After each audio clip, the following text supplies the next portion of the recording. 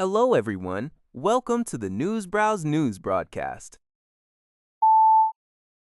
According to a report by the Liberty Times, a series of arson attacks targeting properties owned by British Prime Minister Keir Starmer has sparked significant national security concerns. Investigators have revealed that the arrested suspects, who include a Ukrainian national, did not act alone but were recruited and directed via the encrypted messaging platform Telegram.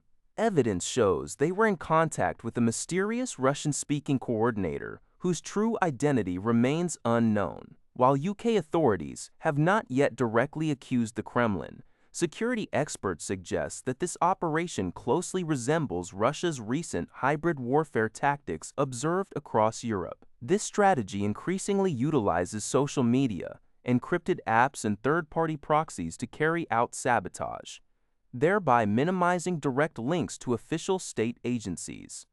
The investigation remains active as British intelligence and law enforcement agencies work to uncover the mastermind behind the attacks.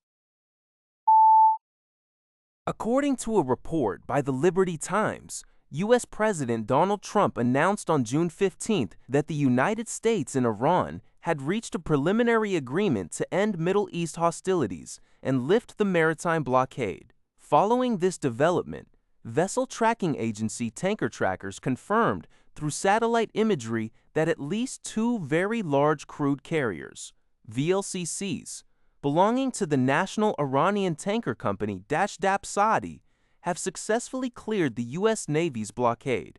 The two tankers named Yoneh and Hero 2 are carrying a combined total of 3.8 million barrels of Iranian crude oil, marking Iran's first crude oil export in 2 months. Additionally, another NITC tanker Stream, which had been idling in Pakistani waters for 7 weeks waiting to enter Iran, has reportedly begun sailing toward the blockade line. Iranian media also reported that a total of 3 oil tankers and 2 cargo vessels carrying essential goods have successfully breached the maritime blockade, signaling a significant easing of tensions and a resumption of commerce. According to CBS News, the U.S. military has conducted another strike on a suspected drug smuggling vessel in the eastern Pacific Ocean, resulting in 1 fatality and leaving 2 survivors. U.S. Southern Command reported that the vessel was targeted along known smuggling routes, though no immediate evidence of illicit cargo was provided. The U.S. Coast Guard was immediately notified to initiate search and rescue operations for the survivors. This latest operation is part of an ongoing, months-long maritime campaign authorized by the Trump administration against what it terms narco-terrorists in Latin America. Since the campaign began in early September, the death toll from U.S. military boat strikes has risen to at least 208 people. President Trump has defended these aggressive strikes, asserting that the United States is in an armed conflict with regional drug cartels. However, the operations have drawn intense criticism from lawmakers and legal scholars who question their legality and strategic effectiveness, noting that most fentanyl enters the U.S. via land borders. Furthermore, a Pentagon watchdog announced plans to review whether the military adhered to established targeting frameworks during these lethal maritime operations. According to a report by TaiSounds, South Korean memory chip giant SK Hynix has hit a record-high stock price of 2.425 million won amid the booming demand of the AI wave. On the same day, the company announced that starting immediately, it is eliminating the traditional 4-year college degree requirement for all new recruits. This rolling recruitment drive aims to hire hundreds of new employees, including critical roles such as semiconductor designers.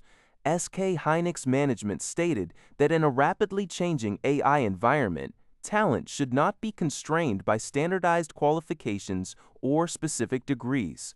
Instead, the company aims to seek creative problem solvers. SK Group Chairman Shea Tae-won previously emphasized that key traits for the AI era include thinking ability, adaptability, and empathy. While South Korea's benchmark Kospi index fell overall due to a sell-off in technology stocks, SK Hynix stood out with a rise of over 1.34%, whereas its rival Samsung Electronics saw its shares drop 2.48%.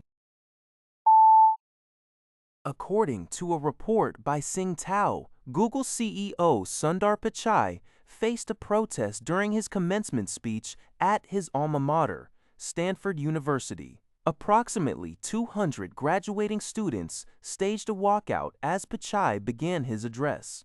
The protest was focused on Google's controversial business partnerships, particularly Project Nimbus, a $1.2 billion cloud computing and artificial intelligence contract signed with the Israeli government in 2021.